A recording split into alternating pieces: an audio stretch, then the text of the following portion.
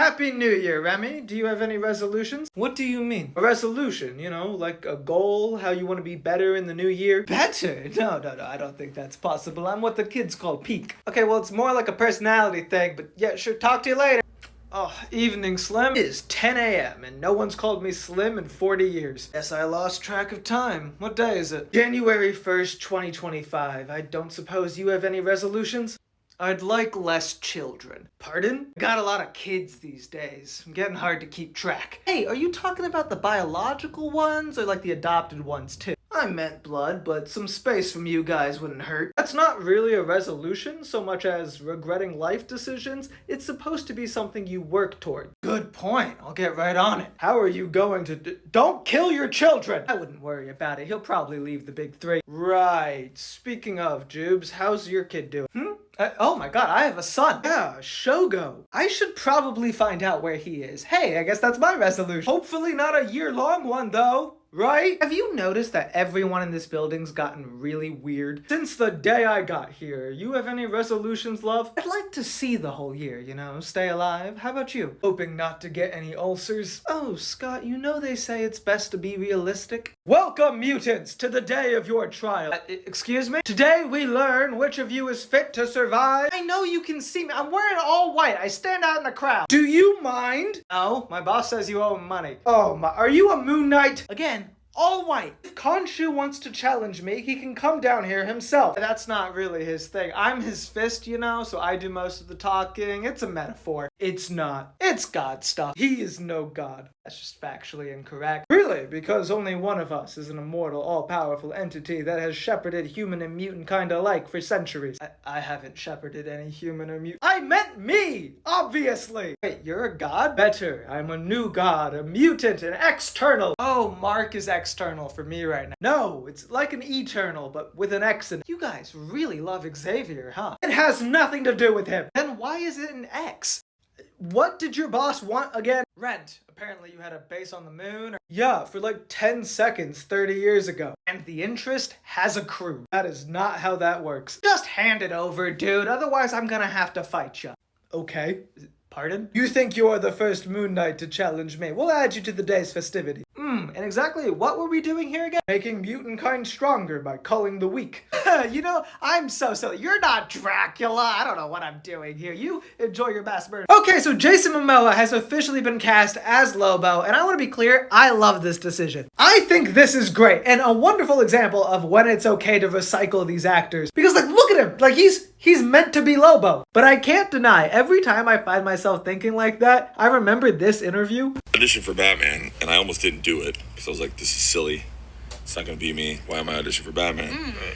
But it was just a run-of-the-mill audition. Right. And then I get called in right after, and after it gets announced, and I'm like, of course I'm going to play the bad guy. Right. It's not too many guys that can kick the shit out of those two. Right, so I was like, yeah, I'll come in and beat him up.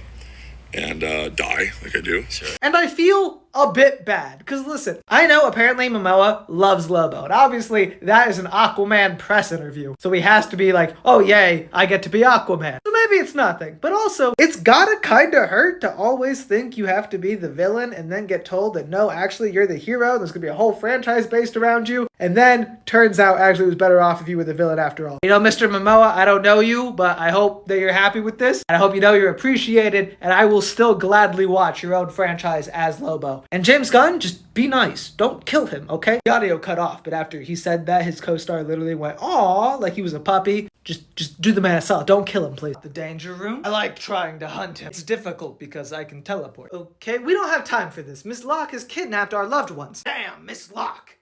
Who is that? Arcade's girlfriend or servant robot? I never quite got it. Why is Arcade's vague lady friend kidnapping our normies? Because Dr. Doom has kidnapped him. I'm sorry, Dr. Doom? Have you heard of him? I grew up traveling around Europe. He's European? I'm out. He's the king of Latveria. A vampire? I'm back in. Not Transylvania, Latveria. It's a kingdom in Eastern Europe, and he is their sovereign ruler, not a supervillain. The Avengers had a file on him, said he was Magneto level. That's our benchmark. I guess I've heard stories of how he was ruthless and ruled with an iron fist. The guy Sabretooth hates. Not the Iron Fist, an Iron Fist, though that also may have been literal because he wears armor. Like Iron Man? Nothing like Iron Man. Kurt, people can be two things. I was a goddess and a hero.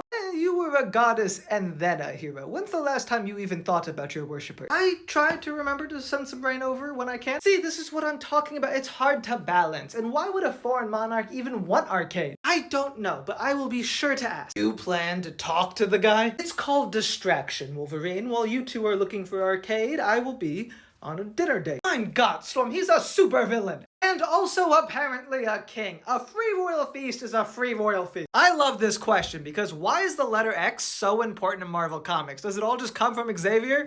Not really, but also kinda. Like in real life, I think we all understand it's a branding thing, right? It's Charles X Xavier and his X-Men. I can't tell you which of those Lee and Kirby named first, but there's a reason they both start with X. And it's the same reason the group I was talking about, the Externals, sort of chucked it into the word eternal, completely disregarding that made a different word. But in universe, it's a bit of a different story. Because the very first issue says Charles named them that because they have extra power. Sure you did, Charlie. Though this was also back when mutant powers were caused from radiation. These days, you're probably more familiar with the X gene. You might be surprised to learn that specific term is pretty recent, first popping up in the early 2000s. Before that, mutants simply had an X factor, sometimes called the X factor gene, sometimes called the X factor chromosome. The idea that mutant powers are genetic dates back to like the 80s, but crucially, an X factor is a real term, basically just meaning unknown variable. They were born with something weird, now they have powers, that's all you need to know. Oh, and also there's a whole thing with the X-Men villain and classic old-timey mad scientist, Mr. Sinister, aka Nathaniel Essex, who discovered this mutation back in 1859 and dubbed it the Essex factor. And those who had them,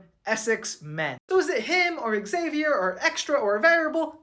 What matters is that even in universe, it's an understood symbol for these people and those associated with them. Everything else is a chicken and the egg situation. You guys ever watch a movie at the exact wrong moment? Or I guess like right moment for the movie, but wrong moment for your mental health? 'Cause I just watched The Last Showgirl, the story of a woman who questions whether she wasted her entire life.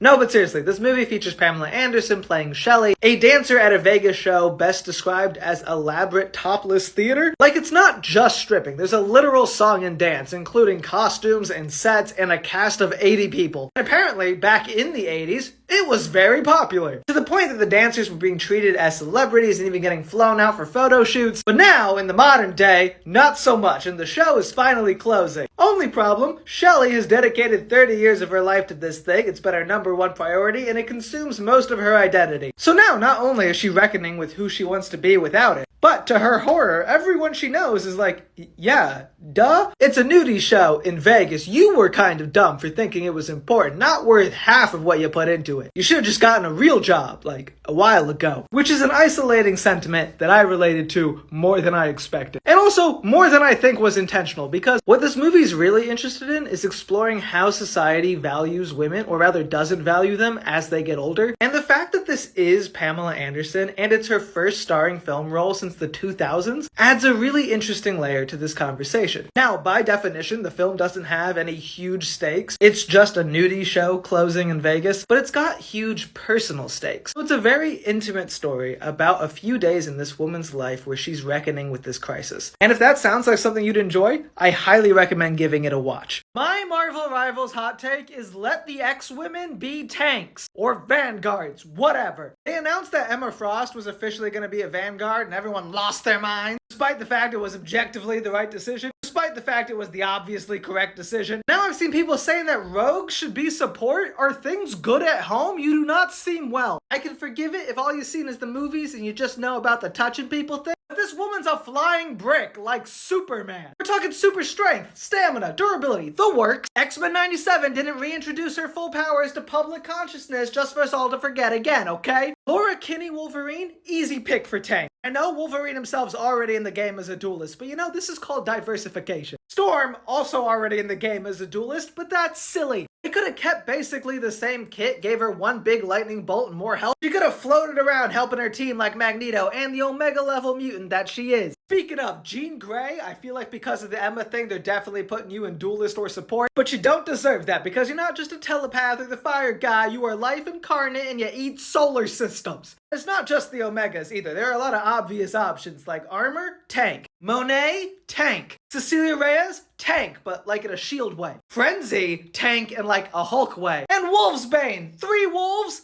3 tanks. That one might be a stretch. Okay, like obviously it's Marvel. Most of these characters are set up to be duelists, but I don't want to hear support every time. You guys know why you're doing that. Main calm, everyone. Galactus has returned, but the Fantastic Four... That's okay, we got it. Sorry? We'll handle Galactus this time. It's no problem. Galactus is our thing.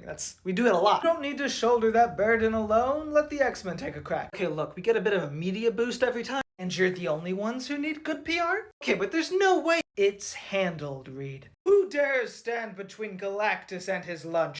Phoenix. Dark or normal? Kinda up to you, big boy. Is this planet under your protection? Would that mean we have to fight? Possibly. I've put a lot of time into this place. Food's not supposed to be this hard. Then no, I just wanted to tell you that this tastes really bad. You've eaten this planet? It's like charred mold and the grossest soup you can imagine. I don't see any bite marks. Well, I brought it back, obviously. You can do that? My name is Phoenix. Wait, so are the Dabari back? No. Dang, I always liked them. Very crunchy, broccoli-esque. Yeah, I ate their son, so wouldn't know. Sounds like a waste, but I guess I'll see you at the next meeting of Celestial Beings. What is that, Tuesday? I'll be there. Oh my god, I think Galactus is turning around. There's some fire dude up there telling him to get lost. It's probably Johnny Storm. Man, the Fantastic Four saved the day again. Let's go beat up some muties. Fence, buddy, long time no see. Remy LeBeau, I thought you went straight. Who on earth told you that? The news. You're running around with those, like, alphabet people. Oh, the X-Men, yes, but that don't want any part of stealing from superheroes. Business is hard enough without lightning bolts on my ass. She wouldn't go for the ass, and you know I would never steal from my friends. I know you'd pretend to make friends in order to steal from someone. We're drifting off topic. I told them I had a skill in making things disappear. You had a skill. Knowing you could be considered a skill. Now, do you want to see what I brought or not? It's a spacesuit. It's a one-of-a-kind Dabari military spacesuit. Am I supposed to know who the Dabari are? I'd be surprised if you did. They lived very far away, and a long time ago, their entire planet went bye-bye, and they all died. And how is that a selling...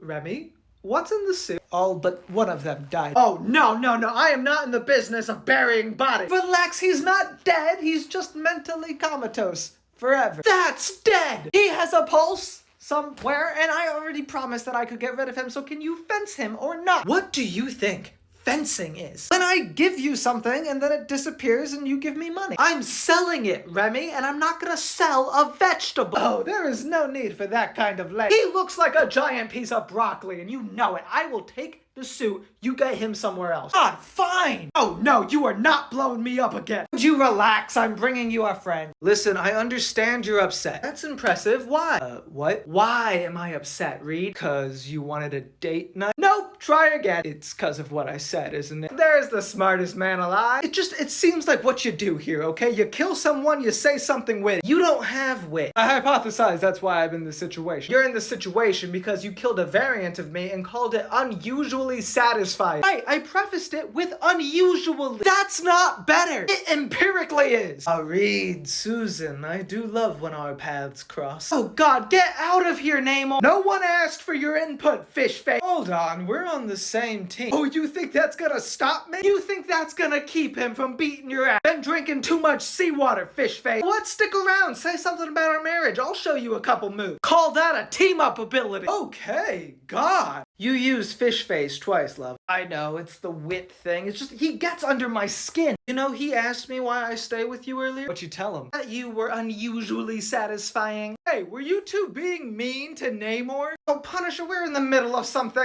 Don't you have underprivileged people to be killing without nuance or something? Okay, just be nice, and remember, I got you two in my sight. I turn invisible, Punisher. But the gun will still track you. We are on a team, Punisher. You're gonna kill us? What's that going to accomplish? I don't know. Usually I don't have to think about threats this much. That is abundantly clear. You go workshop, Frankie, and come back to us when you're ready. The nerve of that man. You're telling me. I'm still mad at you, by the way. Understood. You think Shuri's around? Wow. Not like that. I was gonna ask about the Illuminati. Hey, sorry I'm late. Did you bring the stuff? Yeah, here's your damn Cheetos. These are not Cheetos. How could you possibly know? They smell different. Well, they taste better. I did my job. Meanwhile, you got us the worst view in the city. Is there something in the way? Your echolocation can spot a vegan Cheeto, but not a billboard in front of your face? I clearly said smell. Whatever, I'm blowing a hole in... Are you crazy? He'll see us. And we'll see him, which is kind of the point. Just Just give it like 10 seconds, okay? I think Kraven's about to throw his spear. Oh, Kraven's back? Yeah, it's a pretty rough lineup today. It's him, Electro, Shocker, Rhino, Vulture, and Octopus. 3 animal guys on one team? They are getting desperate. How's our boy doing? Sounds like 3 broken bones and a bruised big toe. Sometimes I think you just make it up. You'll never know.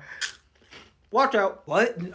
Oh my god, are you gonna kill me? Spend the rest of my day hashing it out with the webhead? No, I don't think so. I'm also right here and capable of stopping him, for the record. Yeah, sure you are, Red. So what, you guys just watch? You're not gonna intervene? You got any larger evil plans, or just jumping him? Just the jumping. And if he wants help, he'll ask for it, or he'll ask me, because if he asks Punisher, he'd die. Got it. Hey, are those vegan Cheetos? Yeah. You want some? You kidding? No, I have taste.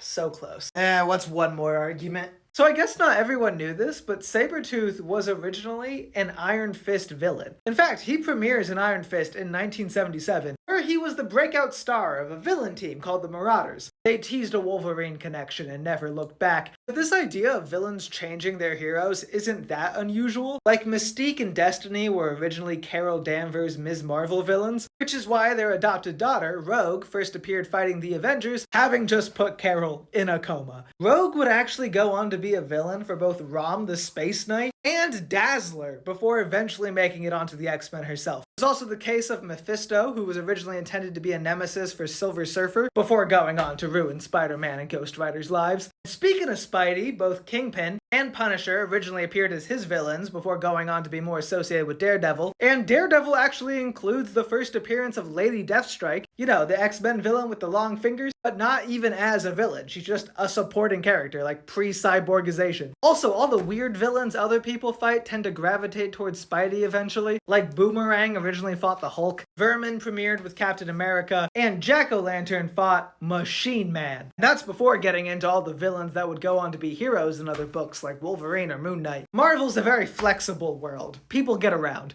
Why is Professor X walking in Marvel Rivals? He's not in the game yet, but this app's going away and I knew people would ask because everyone always asks. I get it, right? Because it seems intrinsically wrong. We all associate him with the cool chair. But guys, that is just a 90s show and its consequences. I did the math once. It's like he was in it for 32 years and out for 28. That's almost as long total publication-wise, and for a good bit of the in part, the book was either canceled or he wasn't around. Also, he's been walking consistently since House of M in 2005, which means by the time the 3rd movie came out, he was already walking in the books. And if you're good at math, you know that wasn't the first time. Now, does that mean he's absolutely not going to be the chair? I don't know. But from everything about Magneto's design to all of Storm's lines to the fact they included a Stark Sentinel in the current season, it seems pretty clear the people at Rivals really like Krakoa. And you know what Xavier was doing in Krakoa? Walking. Also, for the record, this is the closest thing to a superhero outfit he's basically ever had. It's not much, might get a little confusing with the maker, but for a guy whose usual thing is blazer,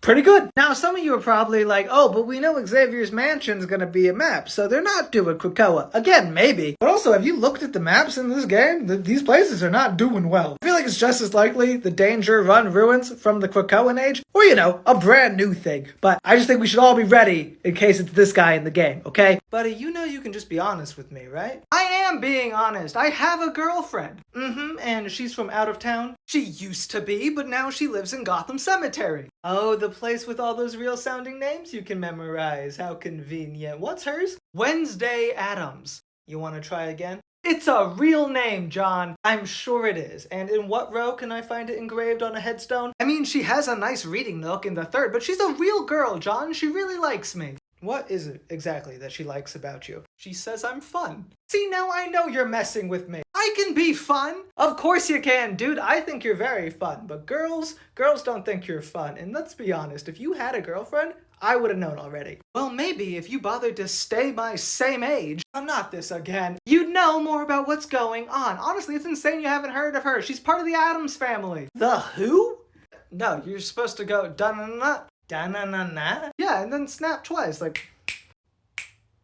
What are we doing here, Damien? My god, am I delusional? I should hope so. Ah, where did you come from? Plot 18B, Gotham Cemetery. That's Solomon's plot. He keeps it nice and gloomy. Who's your large friend? Oh, that's John. He didn't used to be so large. Yeah, I used to be his age. Weren't we all? Oh no, there was like a whole black hole thing. I understood. I'm also sometimes a teenager. What did you think happened when I went off to school? That you went to a new location and remained the same age? What would be the point of that? See, he doesn't get that aging is fluid. It's not! It's very fixed numbers! You don't get to just jump ahead when you feel like it. Isn't that what your family does when they decide to stop calling themselves Robin? Well... Yeah, and when's the last time you had a birthday, bud? Do me a favor, say your family name real quick. What, the Addams family? I'm not... You have got to teach me that. I cannot imagine a better way to go out. You are right, my friend. The TikTok ban does seem to be happening. But don't worry, I'll still be available in all US sanctioned free speech zones and... I'm sorry, I'm kidding. Oh, you gonna ban the app in this country? Okay. I've been doing this 5 years. You think I don't know how to commit to the bit?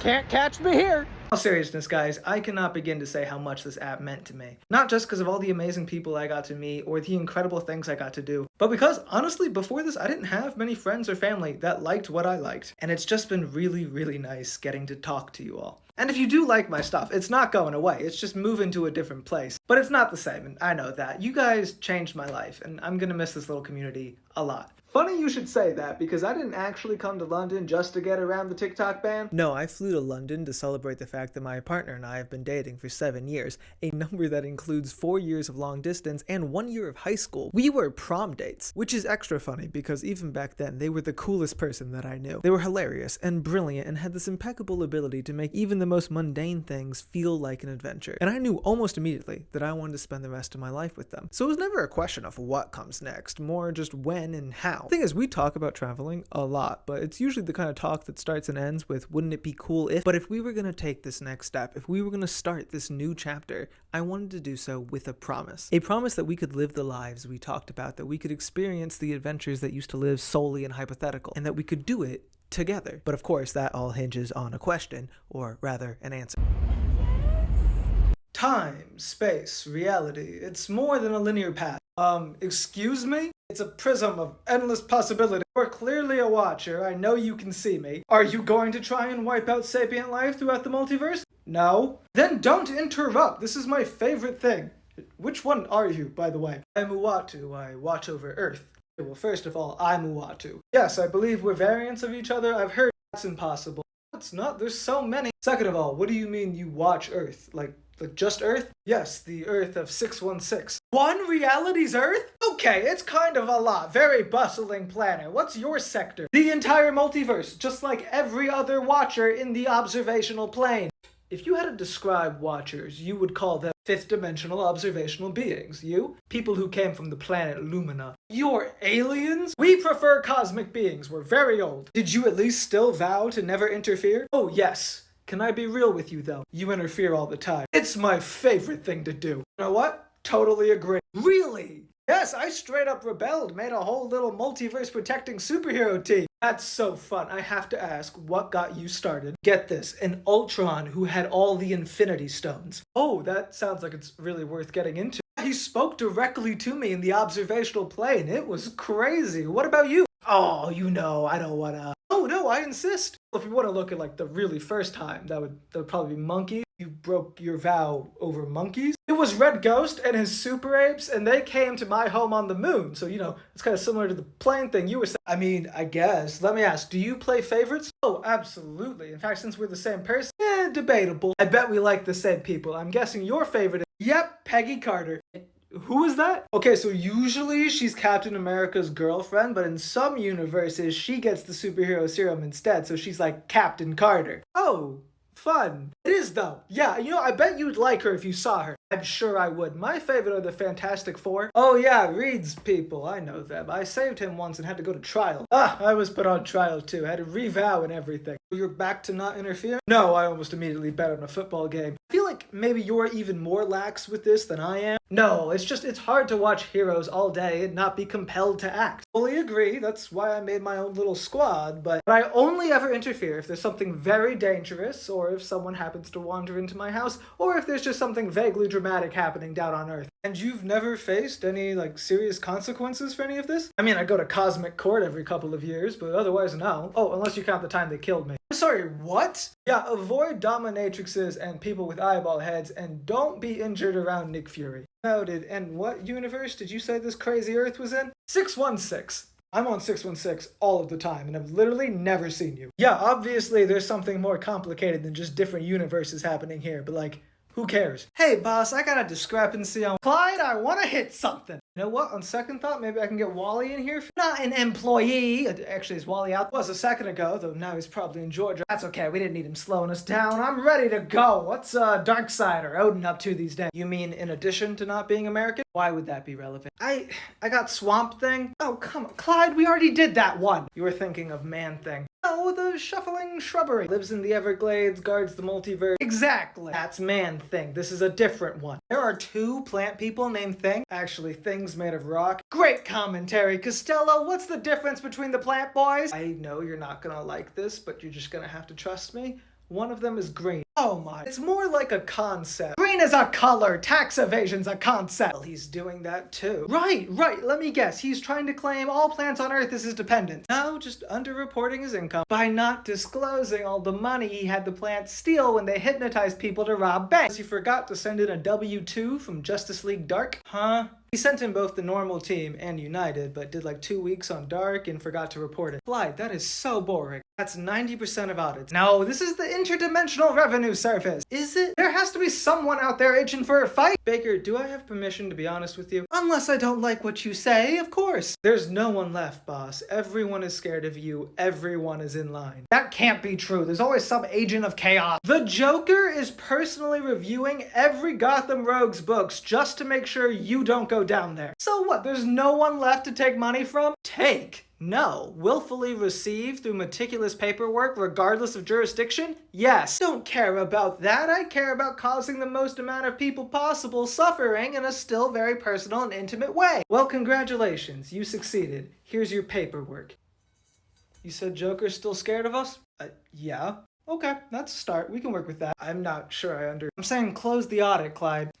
Let's go do something else. You can take this off? Dude, seriously? Oh, sorry, you wanted that to be like a big... Wouldn't know a good ending if it caved your skull in. Now, come on. Yeah, right behind. I was making a skit for this, but while researching, I found out that Kitty Pryde's little pet dragon, Lockheed, is named after Lockheed Martin. Like the weapons manufacturer, that Lockheed Martin. This is one of those things that I think is like very shocking, but also very obvious, because what else is named Lockheed in the world? But it's not even as simple as like, oh, dragon is like a weapon, so we call it Lockheed. Basically, the Lockheed we know is a dragon that Kitty Pryde comes across in space. Both currently fighting the Brood. Surprise, Lockheed's like some great warrior from an alien planet or something. He like leaves his fiance to be Kitty's pet, but that doesn't matter right now. What matters is she's like, hey, dragon! I was literally just telling my crush's little sister a bedtime story that was just the X-Men in a fantasy world. I had a dragon in that story called Lockheed. Now I'll go ahead and call you Lockheed. Why was this dragon called that in the first place? It's supposed to be the X-Men, but fantasy, so he's representing their ship, more commonly referred to as the Blackbird, which is a Lockheed Blackbird, which is a real thing, and I didn't know about that till today. But it was made by the Lockheed Company, which would go on to be Lockheed Martin. I don't know why I assumed they just built this on their own. I guess Xavier had like a private contract going on. But anyways, naming your pet after Lockheed Martin is something that a lot of STEM majors I knew in college probably would do, and it does make me look at Kitty a little differently. Welcome back to Underground Boxing. Today we have our 2 greatest competitors, Big Strong Boxing Man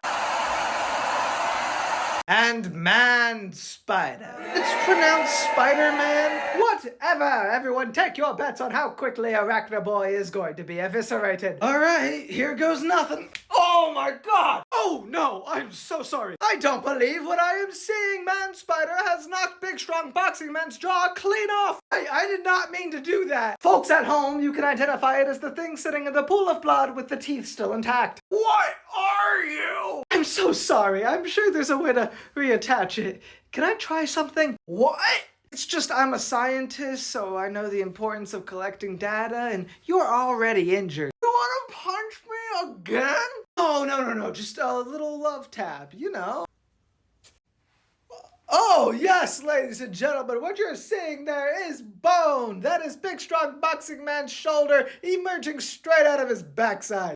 Okay, note to self, fight more durable people. We need to talk more about this man. If you don't remember who he is, I don't blame you. He was in Eternals. Don't scroll. Someone needs to talk about Eternals. In fact, someone needs to talk about it for about 13 minutes. Anyways, this is Karun. He was Kingo's valet, essentially a butler. In fact, they specifically say he's like his Alfred, which is funny because the relationship's actually in reverse. He's the one who's actually been with Kingo since he was a child. Because if you remember, Kingo is immortal and thousands of years old, but he's also a bit of an attention hog. So he just routinely pretends to be his own son every couple of years so he can continue being a Bollywood superstar. But the canon origin of this man is that as a child, he figured him out. And then, assuming he was a vampire, he tried to kill him. Where's this movie, Marvel? Did a 40-minute Halloween special one time and never looked back. Do it again this October. I want a movie all through his eyes. A kid with a crazy conspiracy and amazing follow-through. Just unfortunately, the truth was way more earth-shattering than he originally expected. How does he become a valet after that? The people yearn to know. I am people. Now you're probably like, really? You want a special about the valet? Which I say, yeah, I do. Shut up. But also, it's worth noting, there's only one other character that's mentioned to have hung around Kingo as a child. And that's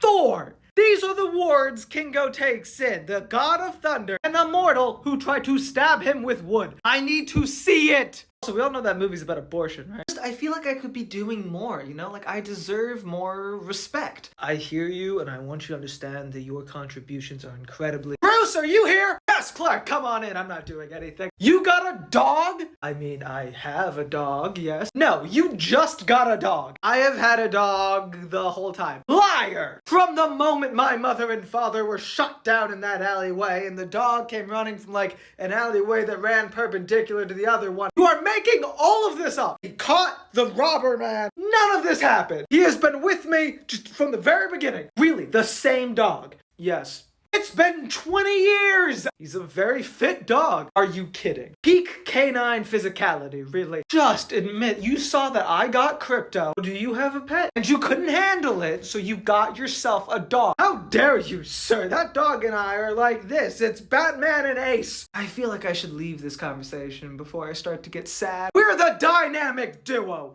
Too late. You couldn't just let me have this one thing, Bruce. You have every superpower known to man. How many things do you need? Newest Spider-Man actor says his biggest fear was the show was going to be woke. Of course, discussing a show the internet's already lambasting for being woke. Guys, listen, I mean this with absolutely no disrespect to the voice acting profession, but a little bit disrespect to the guy himself. He's just the voice. Okay, he probably has very little to no impact on the general story or the messaging. You know who does, though? This guy, Jeff Trammell, showrunner, head writer, and person who I got to interview. Me! We didn't talk about anything as dumb as whether or not it was woke, but we did talk about how he assembled this bonkers cast. This wild, eclectic group of people.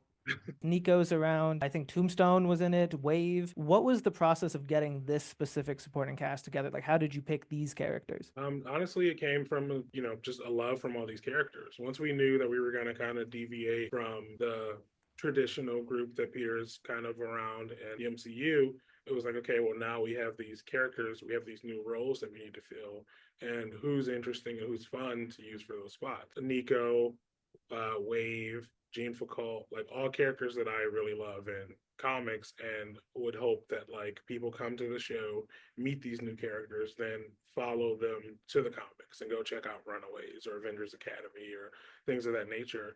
And I think, that's a really cool thing too. We have this Marvel universe. We have all these characters at our disposal, rather than kind of reusing a lot of our classic characters, being able to give a shine to some of these new characters as well. Harry, I saw, seems to be the one big usual supporting character that's still sticking around. Like, I think there's something really interesting to Harry. I know there's so many different versions of Harry. Sometimes they're portrayed as like, oh, they're like brothers. And other times they're kind of just like, yeah, we hang out because our girlfriends are friends, So like, for me, it was fun to like find a take on Harry where he and Peter both feel like they have something that the other one thinks is really cool about them. And without getting into too many details or too many spoilers, like I think there's a reason that Harry looks up to Peter, and there's a reason that Peter thinks so highly of Harry.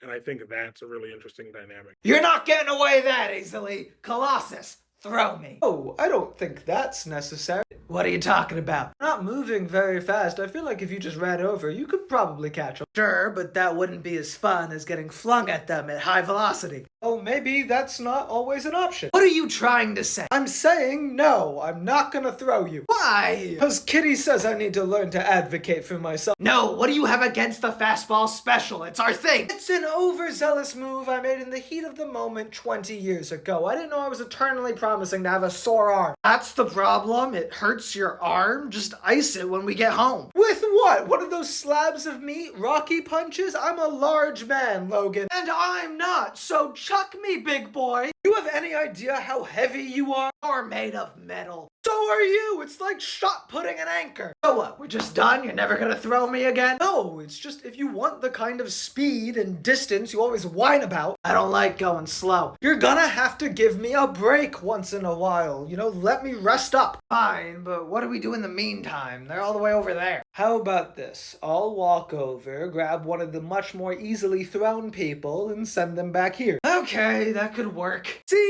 Compromise. This is what Kitty was talking about. Yeah, try to aim for the claws. Y'all, flow is what I thought the wild robot was going to be. You don't understand, I love the wild robot, and I love what it actually was. But when that first trailer came out, I was like, wow, look at this stunning, gorgeous, seemingly silent film about a creature just learning to adapt in its environment. In reality, it's a parable for motherhood with a talking goose. Still good, still pretty, any other year would deserve an Oscar. But this is just unfortunate timing. Flow is a movie about a cat trying to survive as the earth floods. Every single frame is beautiful and it does not contain a word of dialogue because there's no humans in it. It's about animals. And we watch as they learn and adapt to this new situation and eventually bond together without sacrificing the fact that they are animals. Like, cat always feels like a cat, you know? Yet they're still fully characterized. Like, you understand every single emotion that these animals go through. It keeps you on the edge of your seat because truly, it's hard being out in the wild, y'all. Now, it would definitely be my pick for Best Animated Feature. Is it a shoo-in to win? No, nothing's ever a shoo-in, especially because most people famously just vote for the movie they took their kids to see, and The Wild Robot is much more popular. The fact that Flow already won the Best Animated Golden Globe, and is up for the Best International Film Oscar as well, because fun fact, it's Latvian, is a pretty good indicator that there might be an upset that night, and I don't want to hear people whine about it, because this movie slaps.